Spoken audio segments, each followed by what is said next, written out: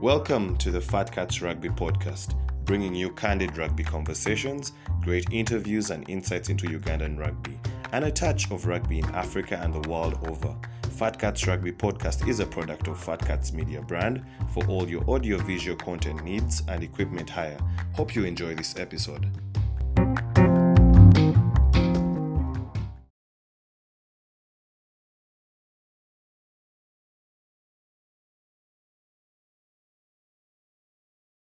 I'm supposed to go for the Legends quiz, but it's too far from here. Let's go for the Gardens one. I'm going home, please. Gardens. If it's not Legends, it's nowhere. I was going to say But something, Gardens then I looks remembered good. this thing is recording. It's okay, you can cut things out. Wait, but Gardens is next to your home. Yeah, but I prefer home. This Man, guy they is a sold real, Gardens. is Who a is the career Quizmaster? snob. They sold it. Who is the Quizmaster Gardens? Eh? Who is the I don't Quizmaster? know. Wait, they sold Because it. thingy does. You've been telling me they sold Legends 20 years ago.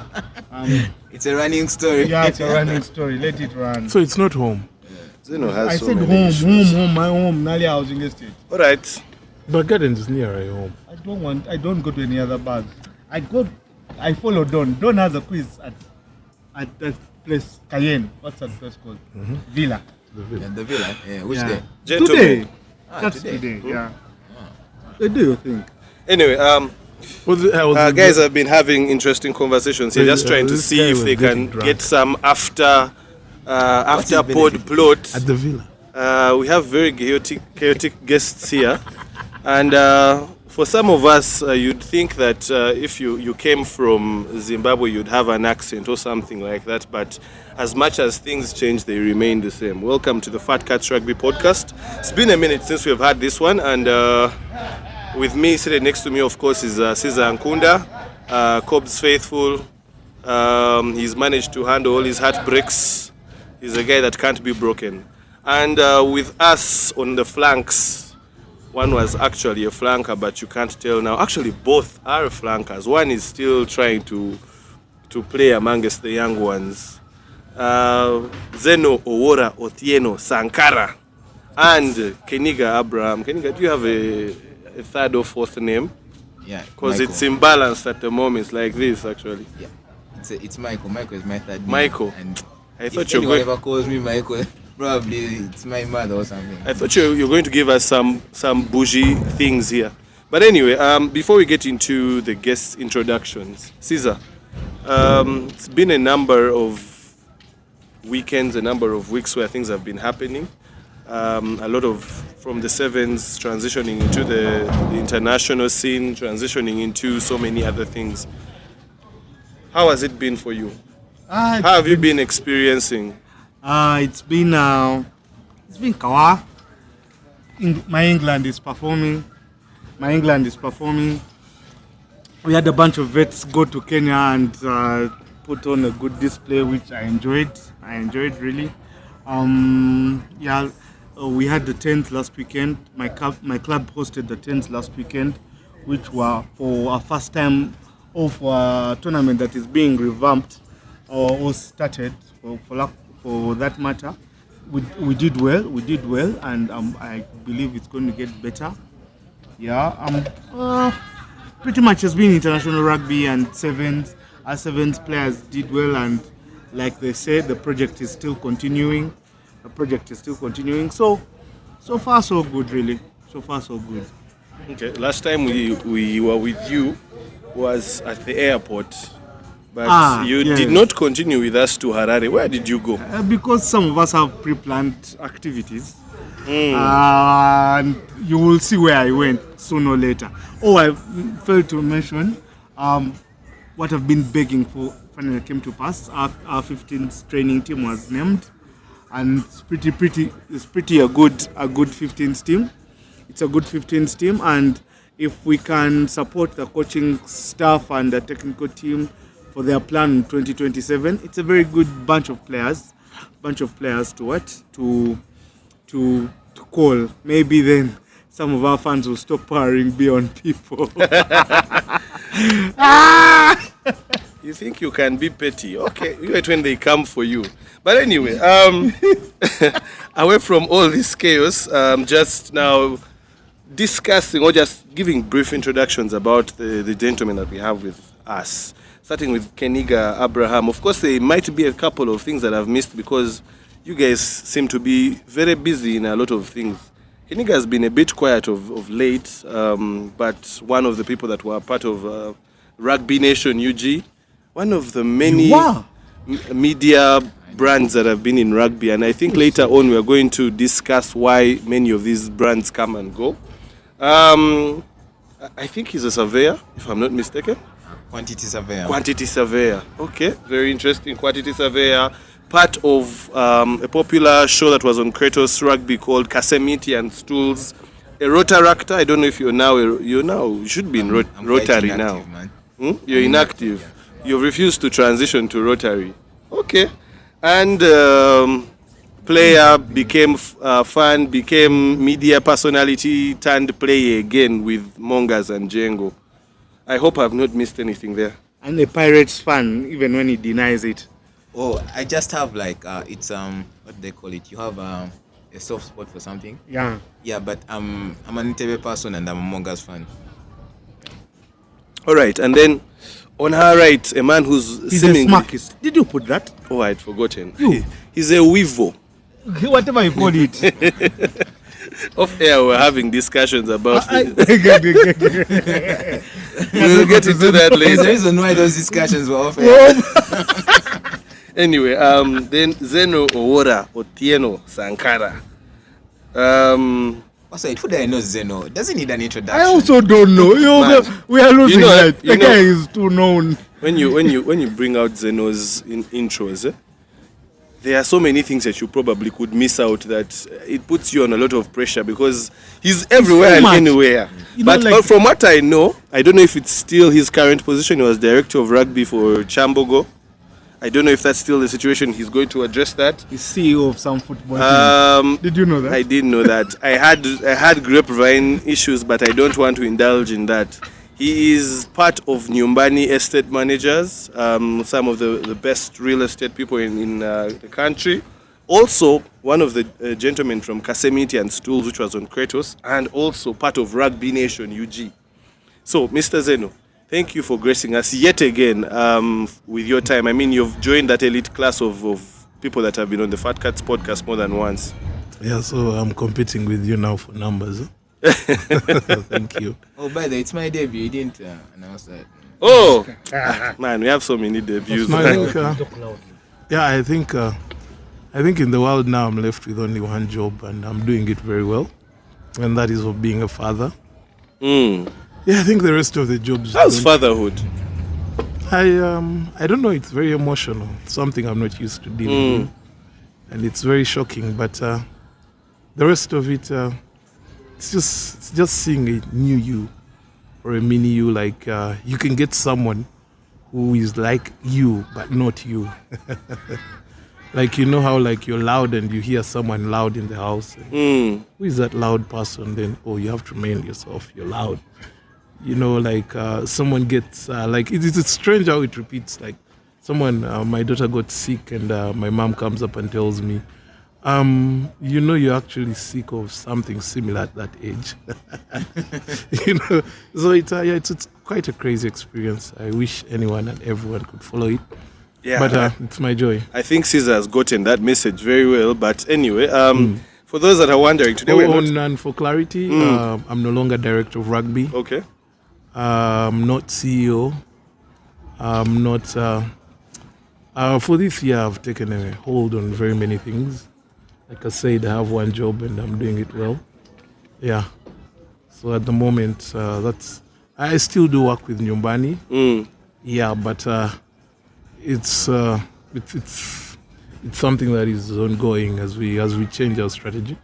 But of all the things I'm happy for, today we're at Kings Park, one of the Nyumbani projects. One of the places I can be proud to visit, because we've had a very huge hand in transformation, mainly of the floors. Yeah. And I'm trying to create the most opportune atmosphere right here. Great. As he has said, we're at the Kings Park Arena, which is home to the Rugby Chill that will be hosting the celebration of their 3 years anniversary.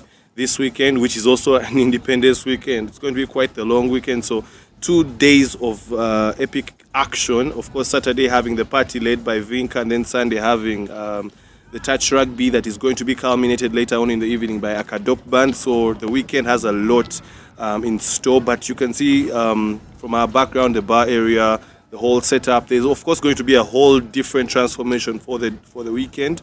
So spare some time and make sure you come through. So gentlemen, let's dive right in. I mean, we have lost a lot of time, but let's see how much we can salvage within the time we have. Starting with you, Keniga. First, I want us to go through just offhead 2023, January up to September. What is your thought about rugby? We've had so much going on from the 15s to the 7s to the internationals. The women have also been training, gearing up for Tunisia in October. We've had we've had the elections as well. Before I forget that Mr. Zeno was confident enough to Contestant. to partake in. He will let us know what he thinks about that. But maybe just starting with you, what is your general sentiment about rugby as it has been in 2023? First and foremost, let's start at the top. We have to acknowledge excellence. Pirates have their top rugby story of 2023. They won the championship when I could not have given it to them, and they just dominated the 7 series. Together with the female side, Black Powers.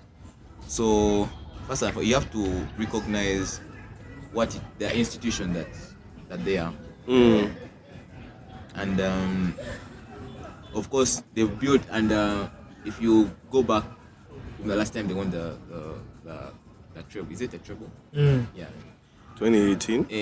And the slump they went through when they changed the home ground and all that. It's quite remarkable what they've done, and kudos to them for. If you look at their trophy cabinet, it's just I don't think there's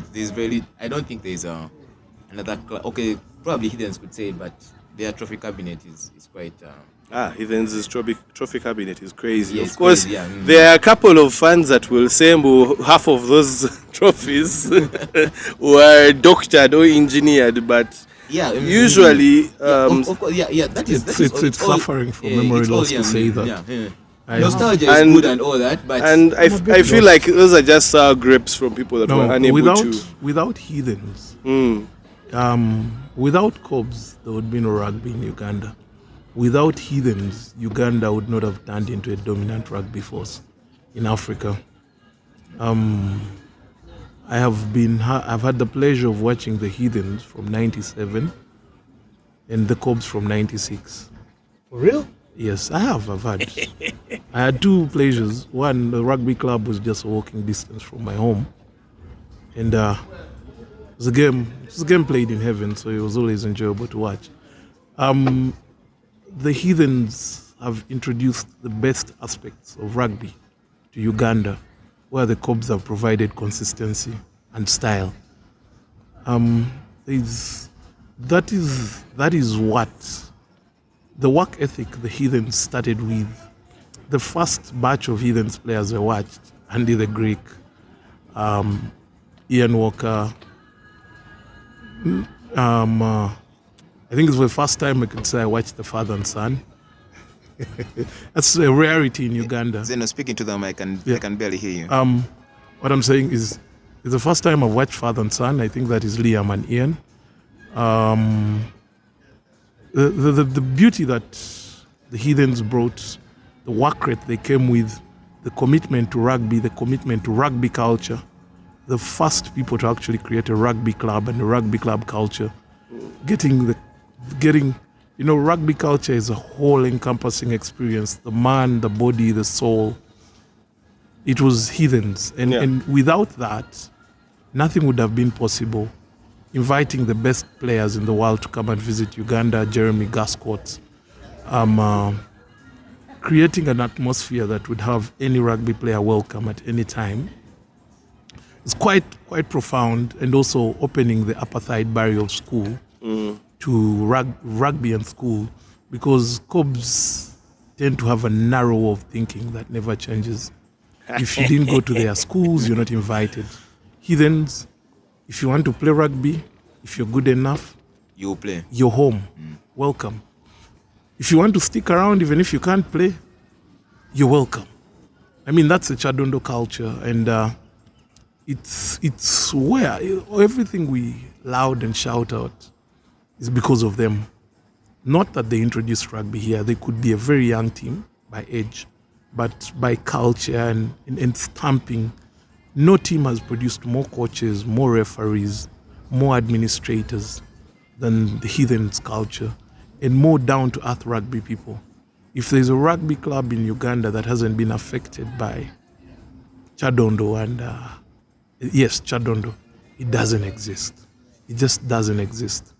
The way they do it, like if you go out of Kampala to Jinja, say, they encourage you to stay in Jinja. And like Cobs, if you go to Jinja, they tell you, no, you come back here.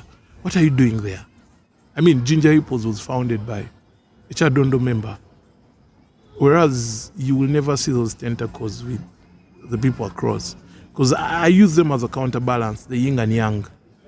Yeah, so that is the credit I can give to them. And over close to now 30 years, they were the first to suggest the capping of Uganda.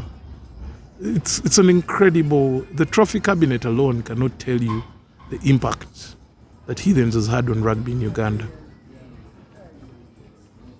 Okay, And also, of course, Thank also. you very much for that history lesson. Yeah? Caesar, I know you've been listening to this, and this year your club makes 60 years. You've just recently hosted the Chitaka Tens that was sadly won by a Kenyan team, which was also a team just from relegation, which is not a good look on Ugandan rugby. But first, do you agree with what Zeno's sentiments are about Cobs and the comparison? I agree with Zeno's sentiments about Heathens. I don't agree with his sentiments about Cobs. Pretty much.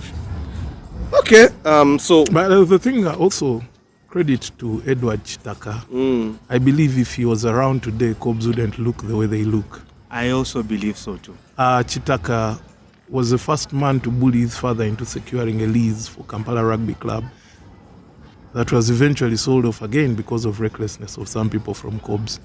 From Cobs? Are It you wasn't sure? sold off by Cobs. I said recklessness. Define recklessness. If they tell you that to be a member of a club, you need to pay a certain fee, Yeah. pay the fee. Yes. Don't wait for the other guys to pay the fee and sell out. But anyway, I'm a young person in Cobs, so I cannot speak Learn the the things history. I don't have. Learn the history. Yeah. I was around, I was playing rugby, I was even playing for a club by the time that rugby club was sold. It was a sad moment, very. And who is to blame? If a I man think be- the blame goes round. They say you can't when- blame it. You can't blame it on one club. Yeah, one Yes, club. but I know they say when a man there is bequeaths you rhinos, something there is a bit of on his pirates. deathbed. Yeah. Of course, the people who sold are mainly pirates. I know they identify I mean, it's in their themselves. name, guys. Come on, They, pirates. they are robbers. Again, how did you even trust people who are thieves with- It was there. The red flag was there. We saw it as blue.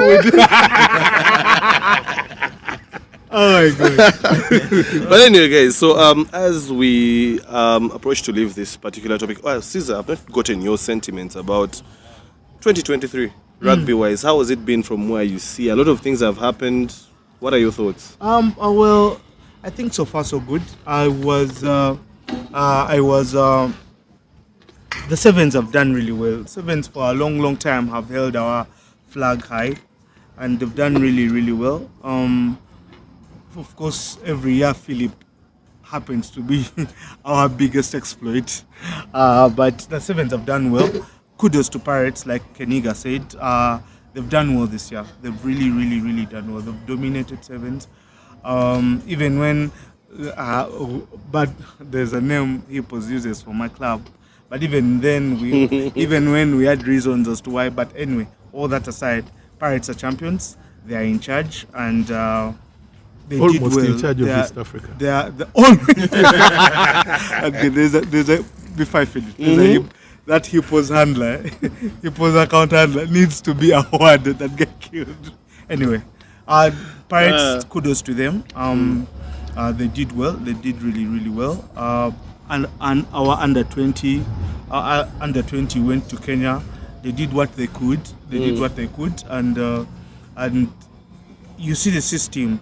I hope they can hold that team together. Move. There's a rumor that there's university something coming up. If that entire under 20 team can flock into the university games and all that stuff, like they're doing the university sevens, I want to believe rugby is. Of course, I can't fail to mention that SMAC are the champions of East Africa. They're champions of East Africa. They're in charge of East Africa, and we hope. Proud moment. We hope some school was trying to say we did it. Rubbish. Anyway, let's go back. So there are good points, there are positives. I want to believe the election went well. I want to believe because I believe the current leadership is going to do well. I really wanted Zeno in that leadership. People say I have a soft spot for Zeno because he's my friend and all that stuff. But when you interact with Zeno, you get the gist that his rugby brain, his ideas are very, very good. But Zeno is like a Muntu, so to say. A man who has General Muntu, a man who has ideas to run this country very well, but he can't win an election. That's Zeno. People hate him because of his ideas, but we all know his ideas can help shape the sport. But the current leadership, congratulations to them. They are going to do well. I believe they're going to do well. We have international 15s rugby back. I hope it can stay. Fat Cats is doing well. So rugby is doing well. Is doing well. I don't think I know a more positive person than you, Caesar. Your POV is always positivity and it's good to see, but Caesar, I think we have sat a lot. We have sat a lot. This is the point where we even stand, and now let our guests sit. First, we're going to stand a little bit. And we are fat. I think I'm very happy of what Caesar said. I like his spirit. He's always optimistic, even in the worst. But if you'd ask me about my moment of rugby, it's the fact that in December, for the first time, I'll be playing on a new rugby club this year. Hey! Yeah. Can you still play? Come again? No. I go send you? No. Not signing me. Like, for me, my moment of rugby is always playing at a new rugby club. And this year, in December, it is going to be Kilembe Rugby Club in Kasese. And Mark, you have been, of the rugby clubs I'm proud of, not to boast, I was the first coach to deliver Hippos a trophy. So record, that was the Genocide Memorial Sevens, which was also the first edition of the Genocide Sevens in Rwanda. I didn't get lucky to win two in a row because the next year was the Uganda Veterans, we didn't win. I've been one of the first people to be there at the formation of Fort Portal when the idea was being mooted. Walukuva, those are my people. At least Duncan has a long story to tell about that and how Walukuva came to be. Zeno, how didn't you win the election, man? So fucking connected, we're going to talk about the election. Umbara Titans, can I say more? Should I say less? That's literally my home club. Who else? Mbale Elephants, when they were arguing over the pitch. I was still a member of the government of Uganda. And I was among the people they sent to ascertain the facts regarding that place. And,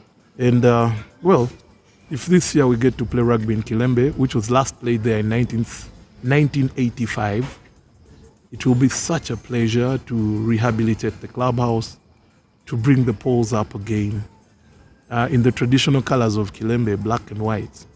It would be a very pretty much emotional moment because it was a great club, and sometimes part of the future is preserving your history.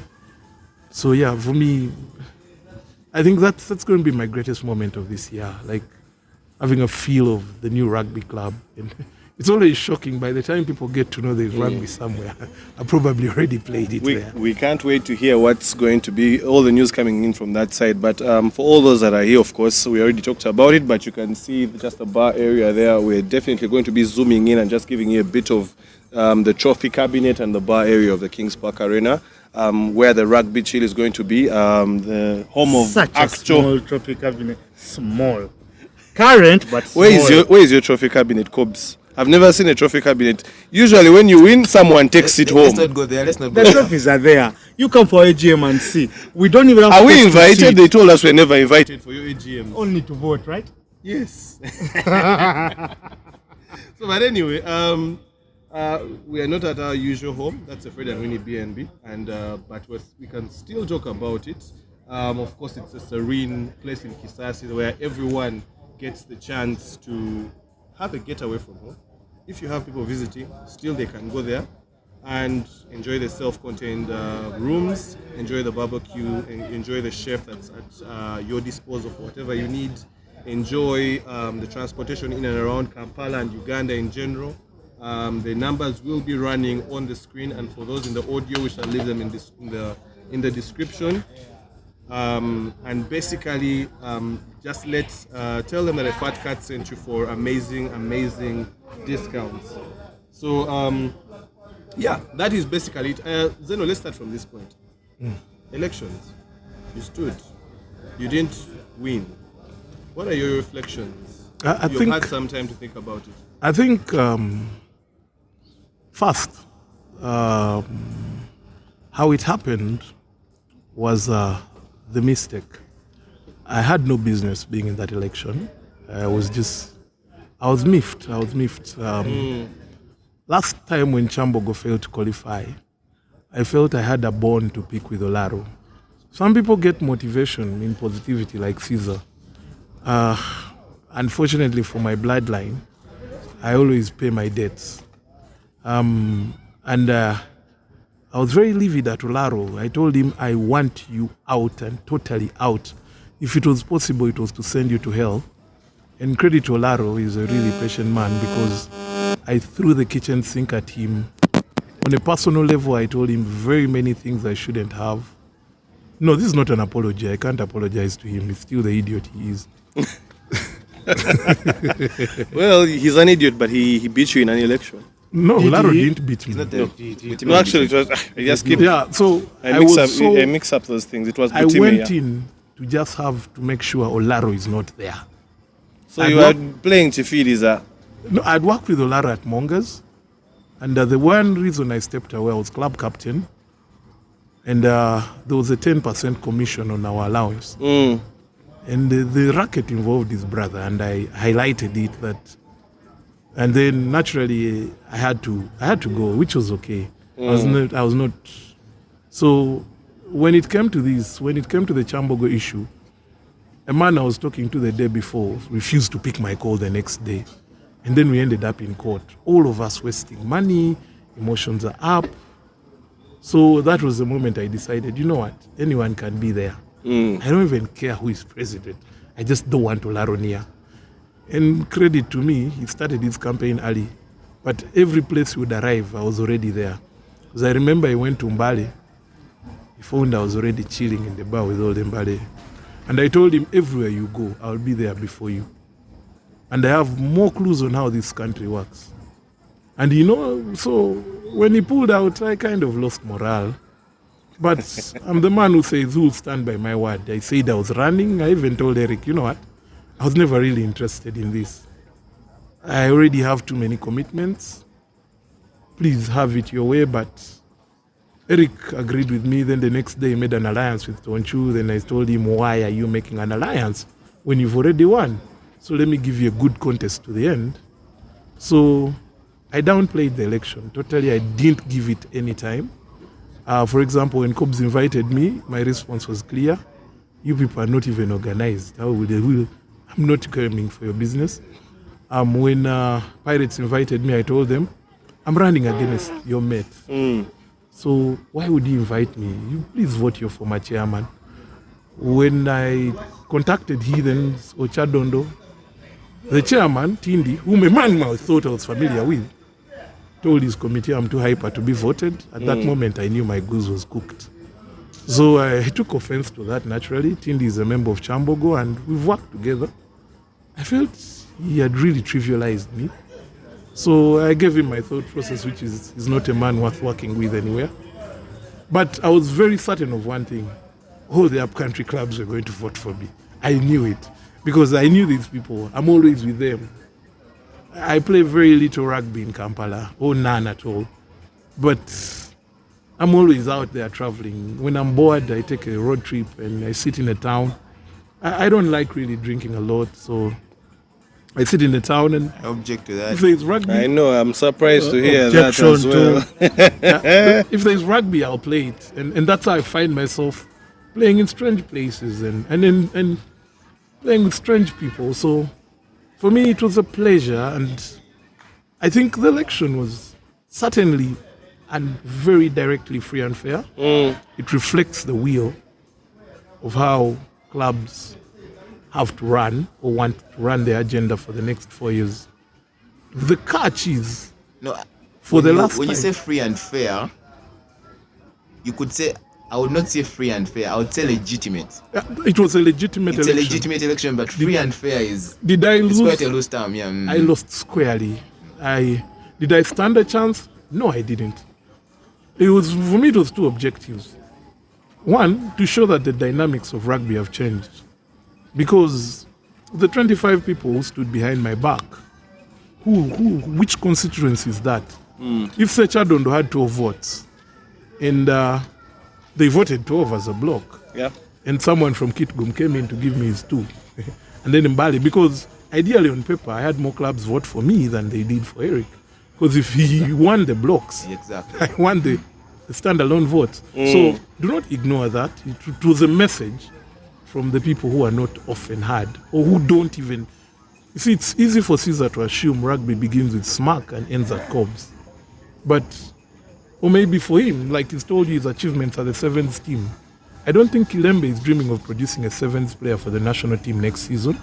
Neither is Fort Porto, neither is Kitgum, neither is Mbale, neither is.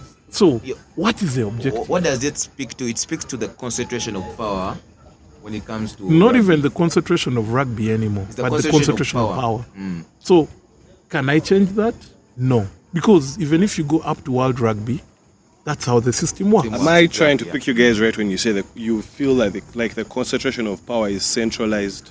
No, it Without is a doubt. changing. Without Because a doubt, the but- barbarians already at the door, literally. The clubs out there already outnumber Everyone, yeah, in here. Exactly. So next time they're going to go and vote themselves in, and you will never have that post again, because you've already created the line. We are Cobs, Heathens, Pirates. We vote together. So what do? Let's create Njeru, Walukuba, Mbale 2, Mbale 3, Mbale 5, and it's happening. And the fact is that there is a huge geographical region Yes. than Central. So, So by it's the next inevitable that election- power is going to be By the next distributed. election, this is the More last election where a member of Pirates, Heathens, or Cobs will make it to EXCOM.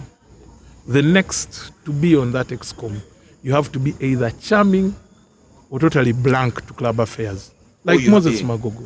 So you're saying there are no charming or blank to club affairs from the 3 clubs you've named? After working with them for some time, let's take the 3 chairmen right now. Daniel Chanowiro. No, if we're saying hypothetically, what is the worst case scenario at the moment? Daniel Chanowira. You put me in an election with Chano, I will eat him But he has done amazingly well for his club. for his club. Yes.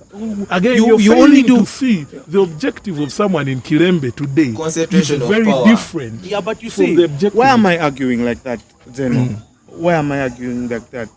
Right now, you can't judge what Chanowira is doing for the general growth of rugby because he's instructed to do the job that he's doing right now. If Chanowira say, or Dr. Stone, Chanowira or Dr. Stone are charged with running the affairs of their club, if they're doing them well, then if what works for the gander works for the goose, if they're doing well for their club, maybe I get your point of, and let me tell you, by far I was so happy with how your voting situation was, because for some reason I was not happy that a person who doesn't have a heathens block vote doesn't win an election, and I was on point to say I really think we should revisit our voting system. It is and being get to revisited. First adult and foremost, suffrage or I something. disagree with what you're saying.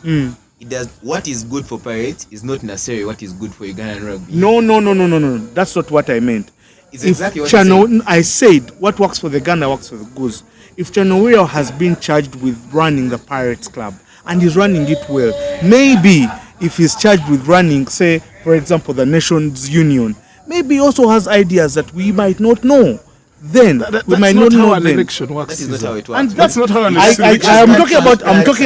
I'm not talking about elections as such. I Yeah. wasn't talking about elections. I was talking about the ability of the people in the central clubs or the central area to actually run this sport. As goes the elections, you have much more information about how these things work. But me, what I want is for the union, what is it called, constitution to change. This business of electoral colleges needs to leave. If we need to pay to be official members of the unions outside the club, I don't know whether it's allowed, then we should do it.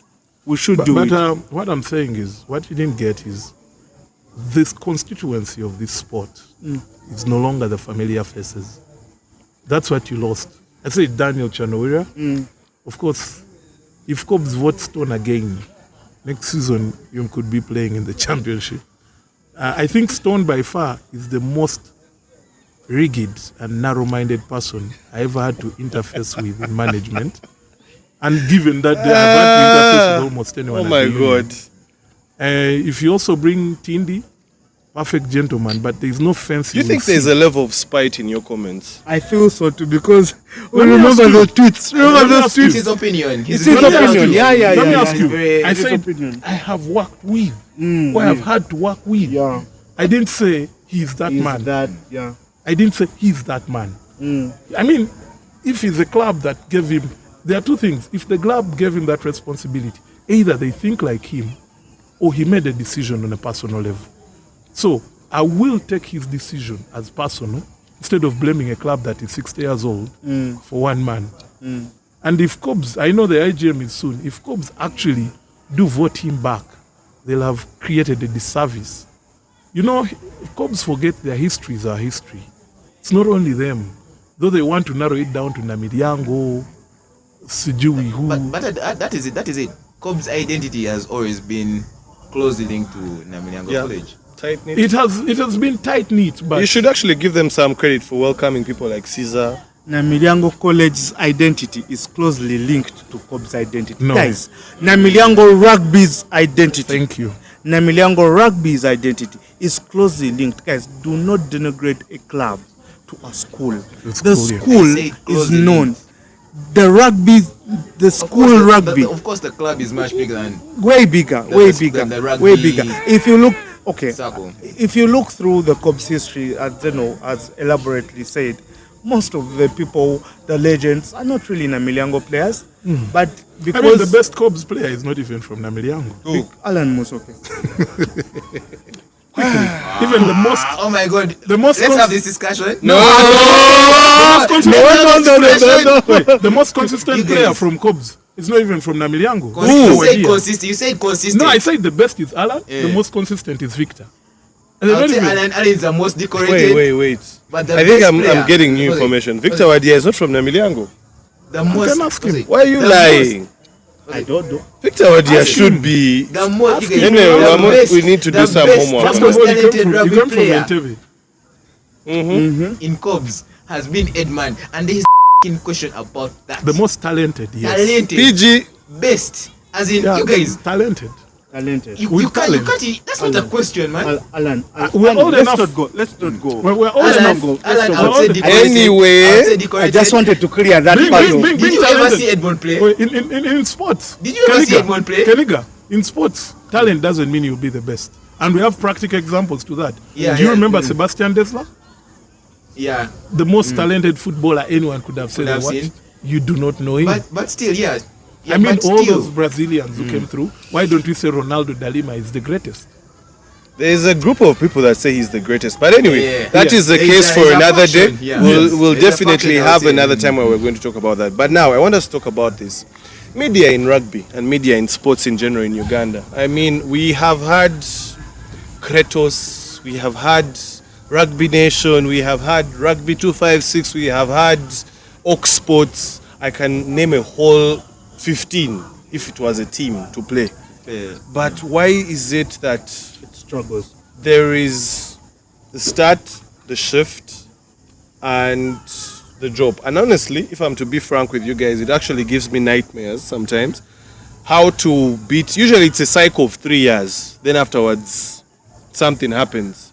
So you guys were part of Rugby Nation and you guys were part of Kaseminti and Stools. I'll start with you, Keniga.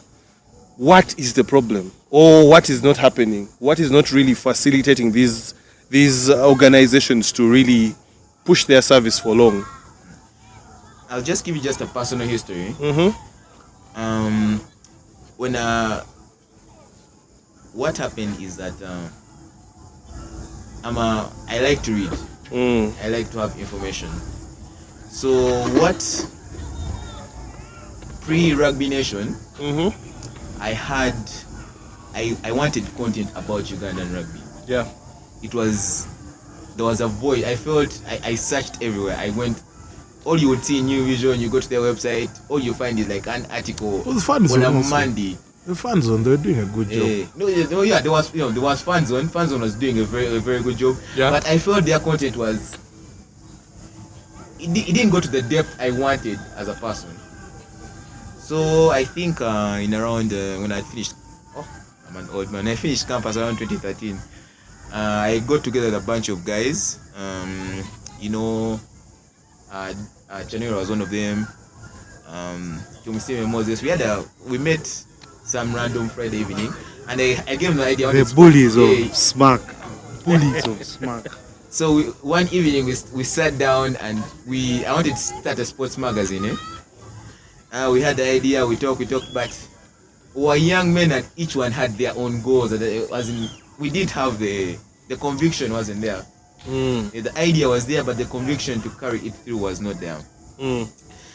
So a couple of weeks later, I meet up with Zeno.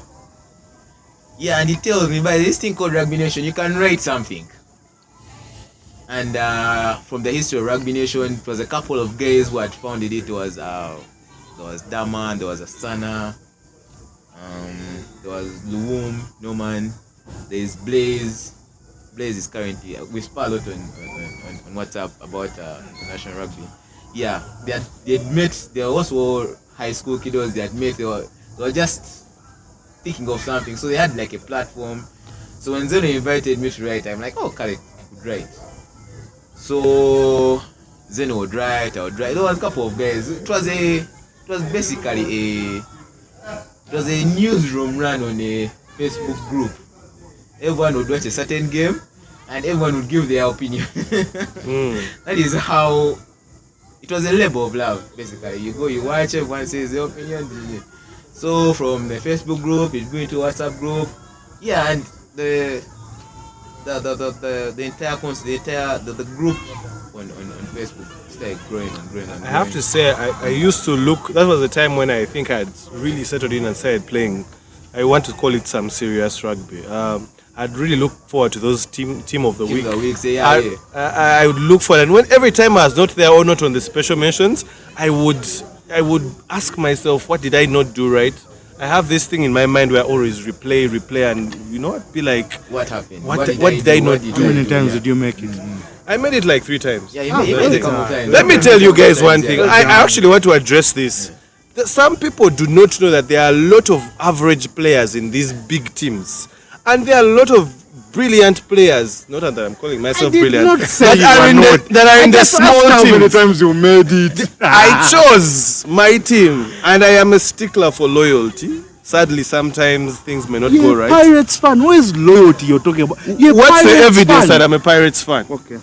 What's the evidence? Anyway, I want to understand. I want to understand. So, where did it start? Where did the crumble start? So we, of course, we developed a lot of items, a lot of there was the articles we write. Yeah. There was the team of the week and all that. So we had a lot.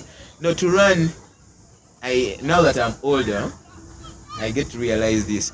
But to run an organization like that, you need actually the funding to run it. And at that time, you're straight out of campus, man. Well, basically, we're unemployed youth. Zeno can tell that even that we'd sit down and write those articles when we were in Tabis, we're in Banda basically when we sit down and write this. So you were drinking while writing? Yeah, no, we were not drinking while writing. What is wrong with that? But the yeah, best, yeah. the best of The best ideas. What are the best ideas that came from watering hole? I thought they come from the toilet seat. No, Have you the ever had a watering good hole. idea that came from church? But I thought you don't drink a lot. Back then. Why are you attacking church? What have churches done to you? Why are churches getting straight? The last idea that came from church was crucifying Christ. From them them it struggled. Some guy was expecting some money, Yeah. and then they gave him a deal. So the best that Can you comes from stop there is this corruption. blasphemy? Can you continue? So what actually happened? Yeah, would sit down on a random Monday evening, and everyone would give their opinion about what happened. So at that time, someone would volunteer to edit everything and make it into an article. Then about team of the week, everyone would say, player X did X and Y. I want this player to be there. So it was a very democratic discussion about what happened on the weekend. And I thought that is what a newsroom should be. From my later experience, that's what a newsroom should be. So team of the week was actually a very contested topic. Yeah. There would be strong opinions uttered. Okay.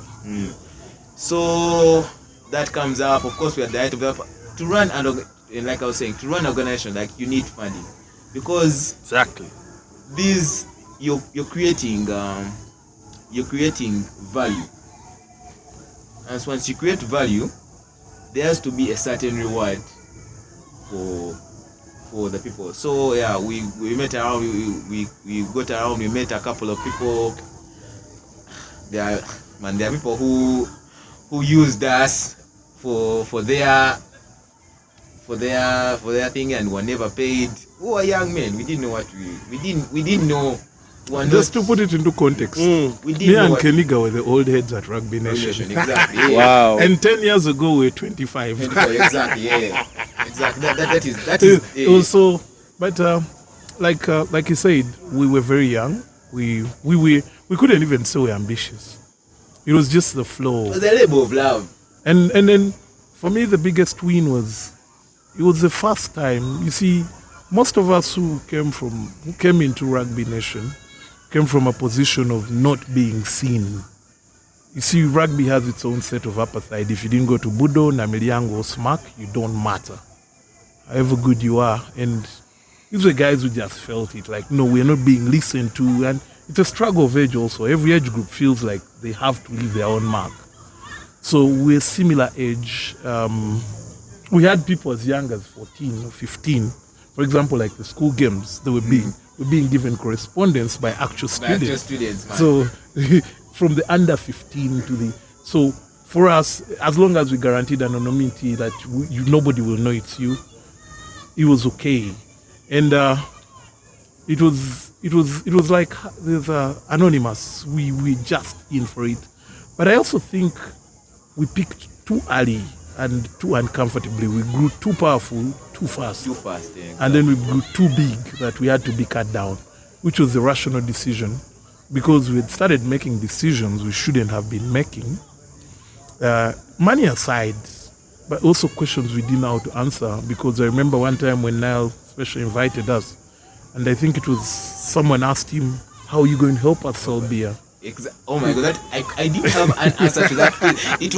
It baffled me. Yes. It baffled me. It was early experience, but we were not ready for that. But it was also a very early opener for us, because all the people who've worked at Rugby Nation, I've been in touch with, have built solid working careers because of that interaction that you're swimming with the sharks when you're 18. Because imagine you're an 18-year-old kid and someone puts a very huge comment on your poster, oh my God. and you'd see people cry in the group, like.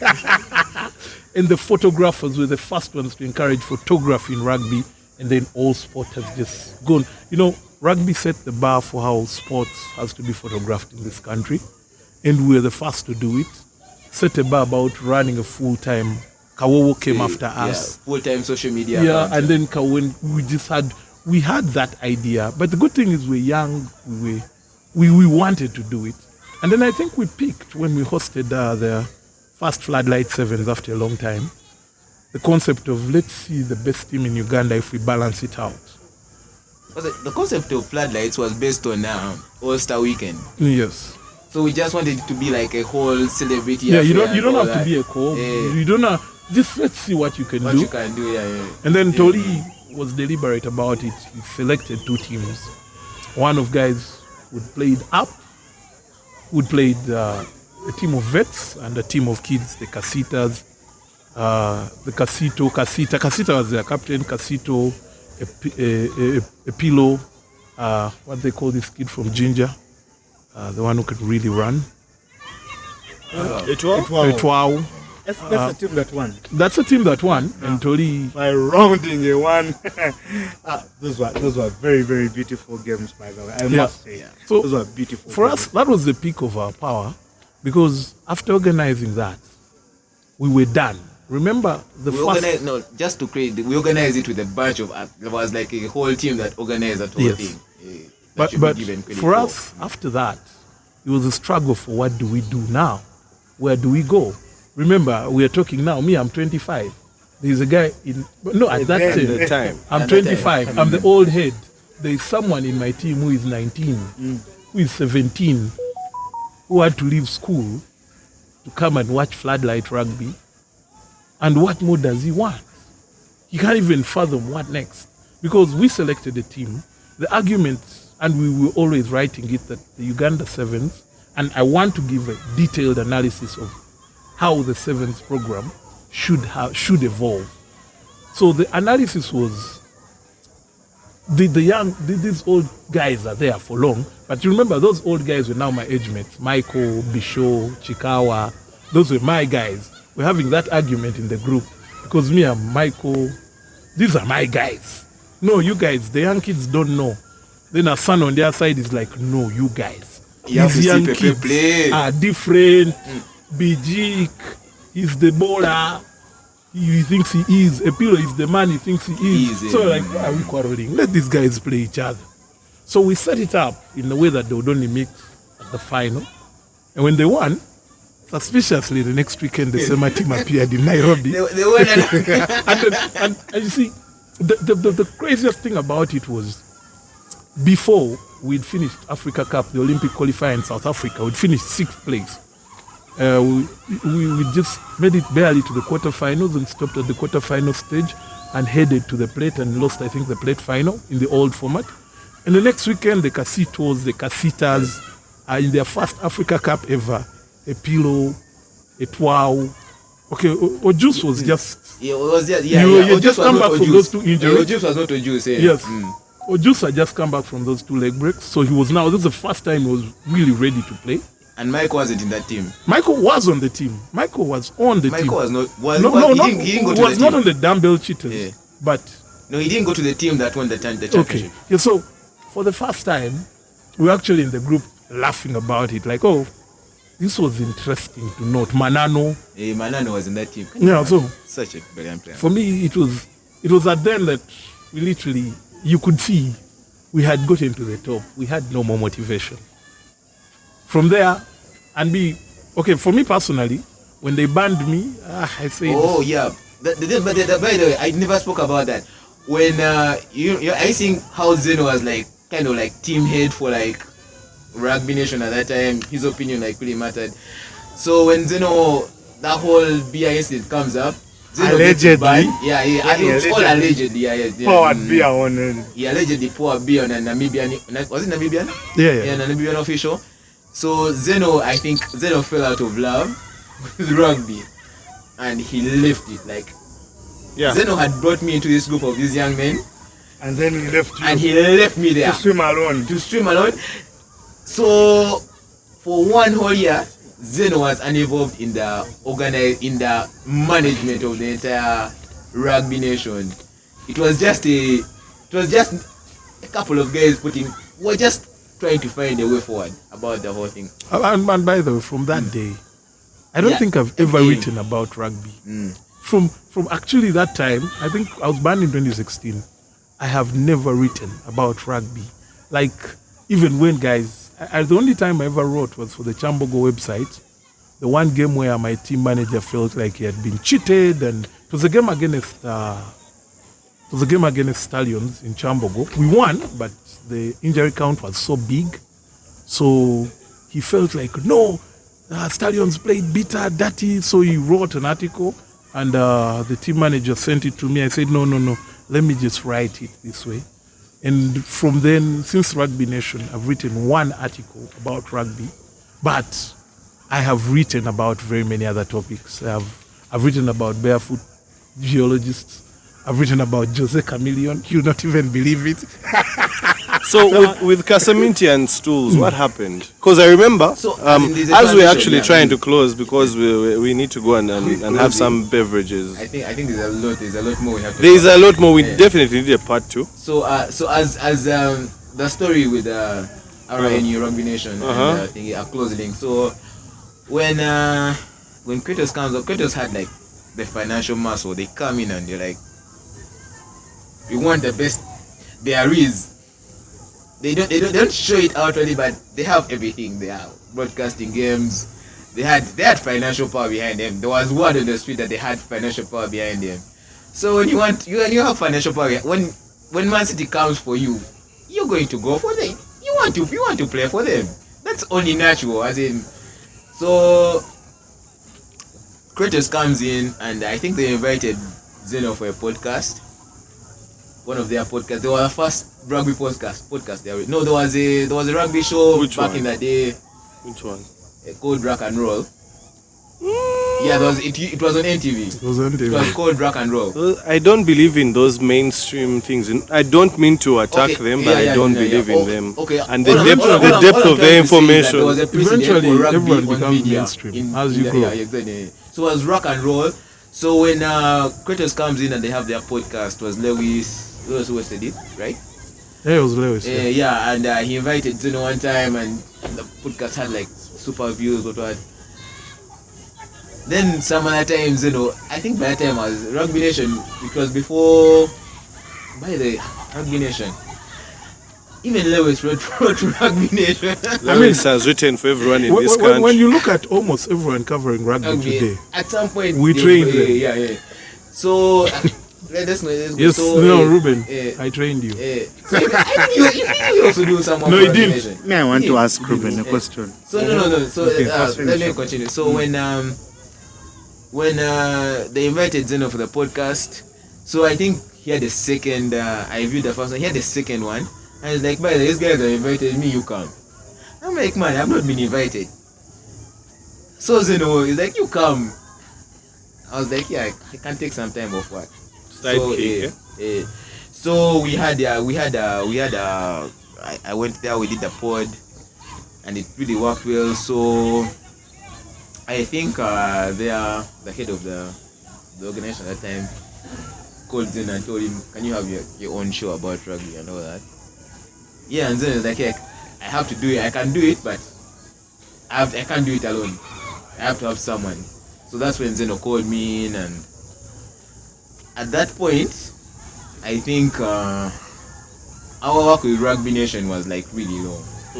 So I think that is when me and it was a good death. It was slow and natural. No one really mourned. No one, exactly. It was It was mutual. You could feel everyone felt contented with the work we'd done. Is that kind of thing like when you are involved with a lady and then for some reason you mutually just stop talking? Just stop talking. talking. No harsh words exchange. Our work here is that. Yeah. Okay. I remember I received a very high, I don't know if it was a phone call or a bunch of text messages where you are not amused. The day there was a halt on Casamintian stools and your involvement. The same problem. I think that is much later on. That's much later on. I think the first problem Kratos had was the problem we had at Rugby Nation. You were too young to be running that organization.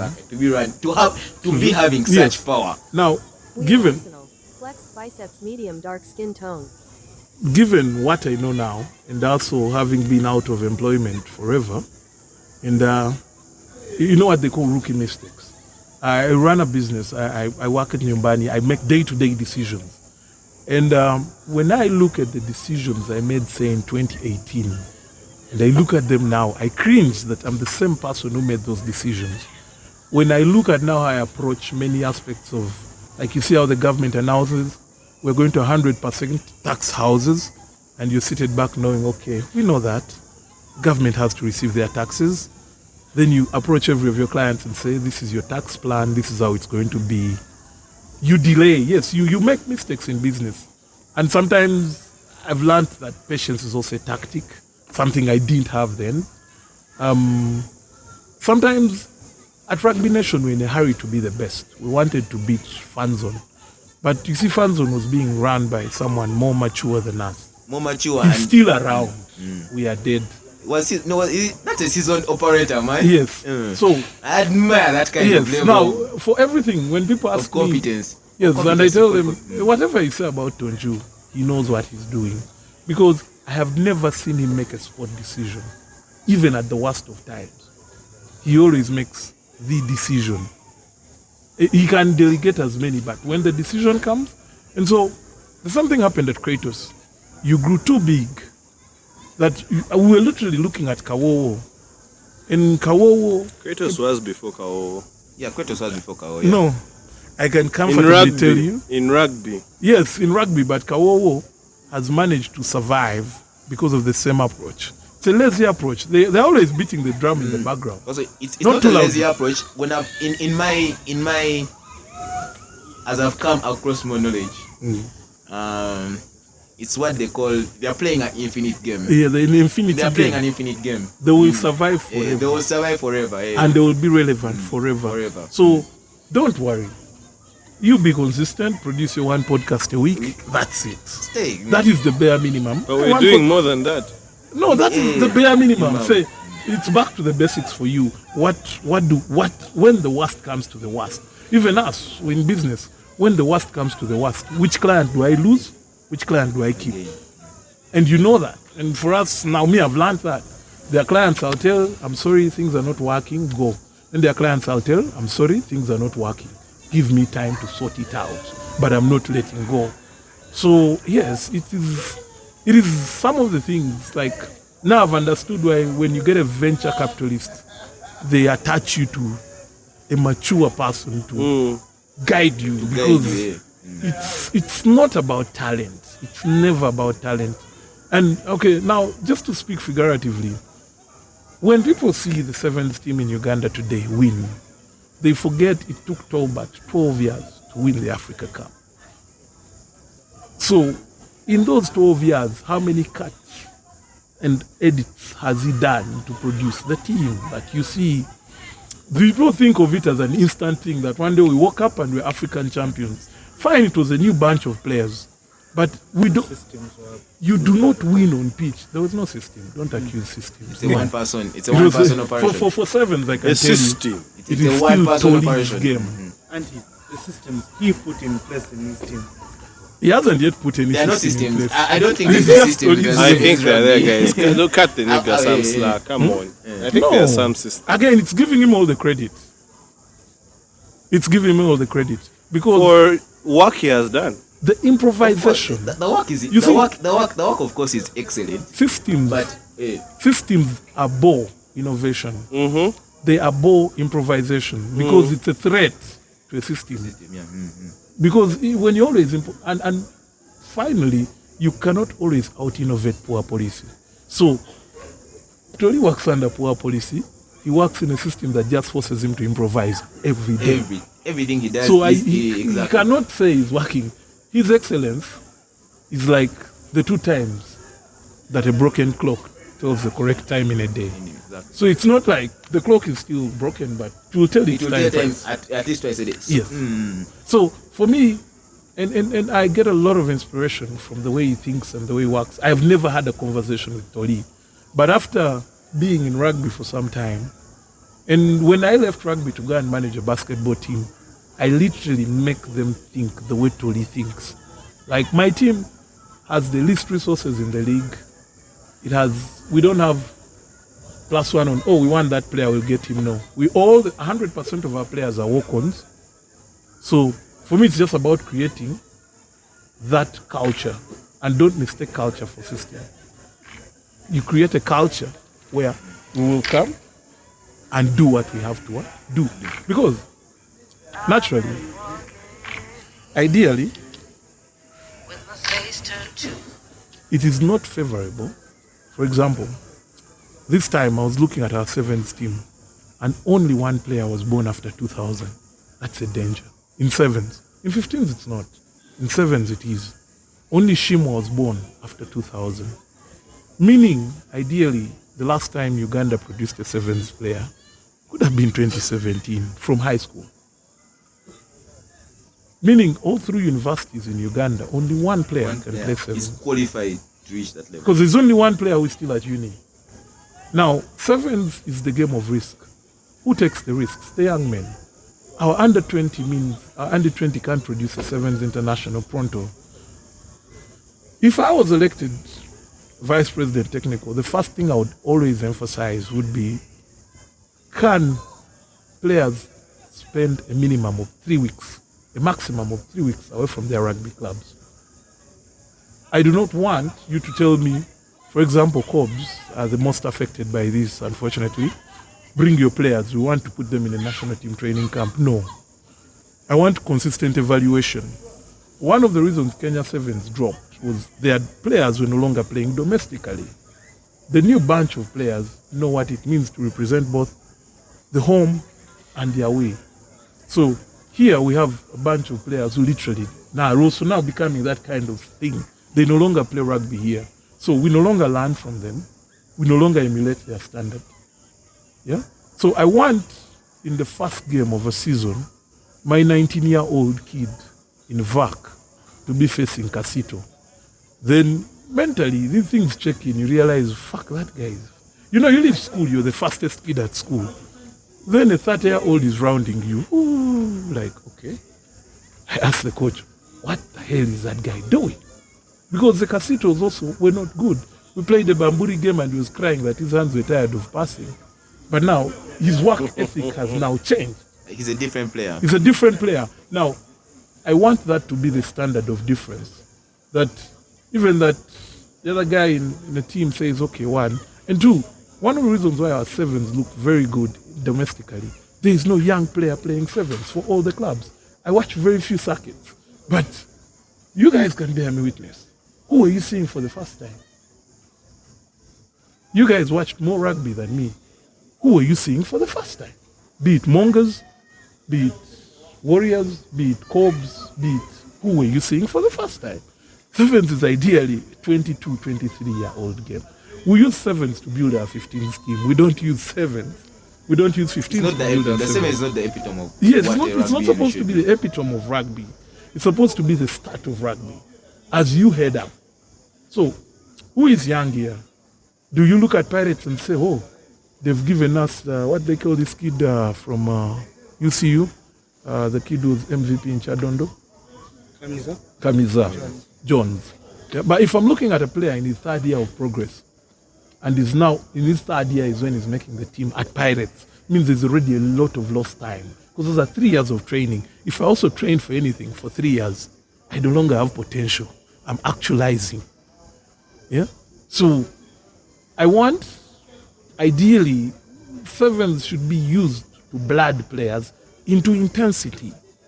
So the whole program has to be planned near a school holidays, near a campus activity, so that you see, even when you watched University Sevens, were you seeing new players? It's the same old players recycling. And that's a problem. And in my view, when they asked me about it in Chambogo, I told them, I'm not seeing any use for it. Because I've played close to 14 rugby circuits. It was just a workload being added. Yeah, so where we're getting it wrong is these players are at their physical peak, but mentally they are retarding in rugby. Because we have the referees now reffing by instinct.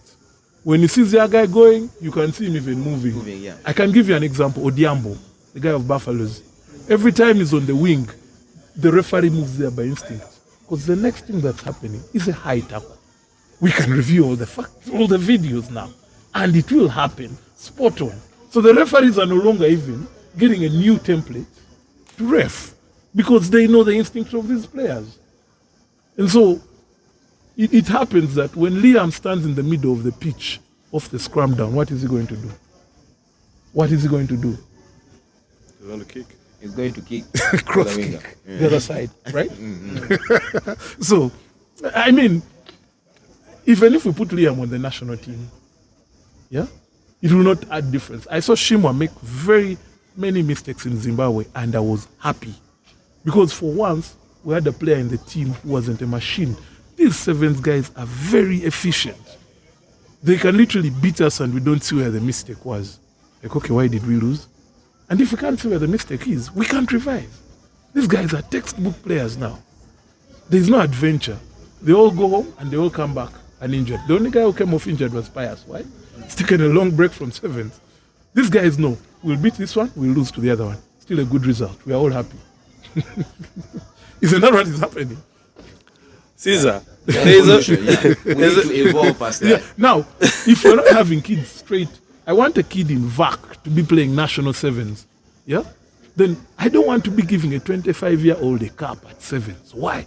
No. Olango, why is Olango getting a cap? Very good player.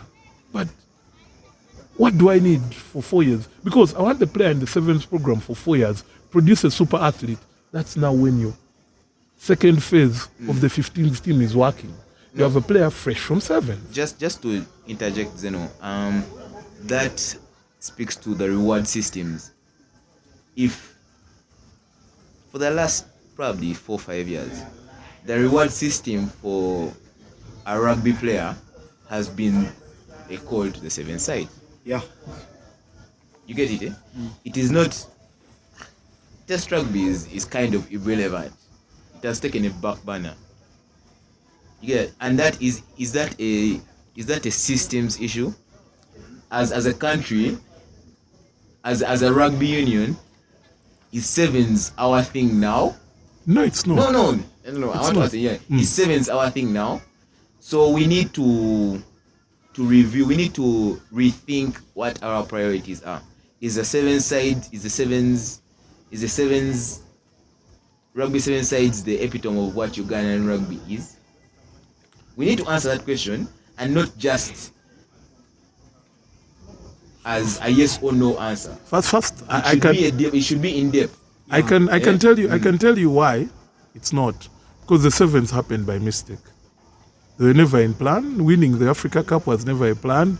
There was no union agenda that we will win the Africa Cup. When they found themselves winning it, of course. Of course, and they will take up the glory. and at that point, I am going to say that is where we shall start our part 2 from. I want to ask a question. Yes, you wanted to ask a question. I don't know if it was to me or to them. No, to Zeno. To Zeno, just Zeno. Zeno. Please go Here. next to the microphone. Zeno, here at the Fatcast podcast, I want to ask you. The whole world is watching. Did you pour the beer on that Namibian coach?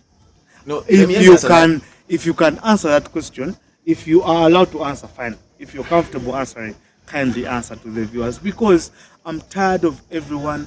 You had an altercation with my chairman, and in his rebuttal to your tweet, he said, "Is that why you pour beer on international coaches?" And I find it, you're a very intelligent man. I always say this, I've said this to very many people I meet, but that thing keeps sobering us, and unfortunately we are not party to the decisions of DC. We don't know why you are banned. We know you are allegedly banned for pouring beer. We didn't see your defense. You just disappeared for all those years, came back. And so I want you, if you can, if you're at liberty to answer, did you pour beer on that Namibian coach? Keniga, I'm tired of that question. I think Zeno's pouring beer on the Namibian coach should be like Schrödinger's cat. It either did happen or didn't happen. Schrödinger's cat. What do they call the other paradox? There's another paradox. Yeah, I've forgotten it, but yeah. If it was done, it was done. If it wasn't done, it wasn't done. Yeah. Schrödinger's cat. All right then. Is this how you're choosing to leave such To a leave question? such a question. Schrödinger's cat. There's another paradox. I'm forgetting it. Yeah, I'll definitely. I'll text everyone about it. Yeah, most definitely. Yeah. Yeah, so it's been particularly interesting, but we'll definitely need to have a part 2 for this one. Yeah, I feel like information like this in different facets of the game and sport in general, and even life in general, because there are a lot of other questions that I want to pose to you that are even beyond rugby. Yeah. But let's break this down into small nuggets for our viewers to enjoy.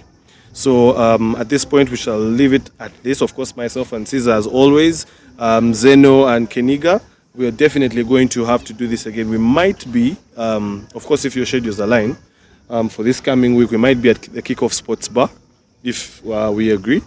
And we'll definitely be seeing how to do this again. But for this episode of the Fat Cats podcast, thank you very much. Drink, man. Anything for anything for a free drink. For a good drink. I said good drink. I had free drink. I was like, okay. But anyway, Isn't that what we're struggling against? Free. yeah, there's so much to talk So I about. can I afford mean, beer nowadays. there's 10 years ago I couldn't. there's commercialization, there's Didn't stop us from sponsorships. getting drunk.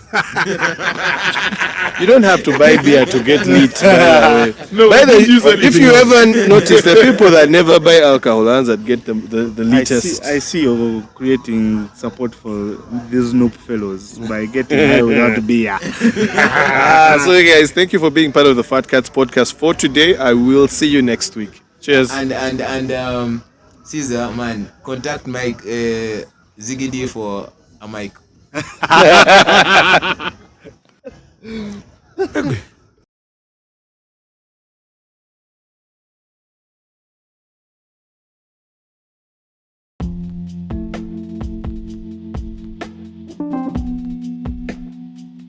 Thanks for listening in. Share with us your thoughts from today's episode, and don't forget to follow us on Facebook, Instagram, Twitter, and subscribe to our YouTube channel.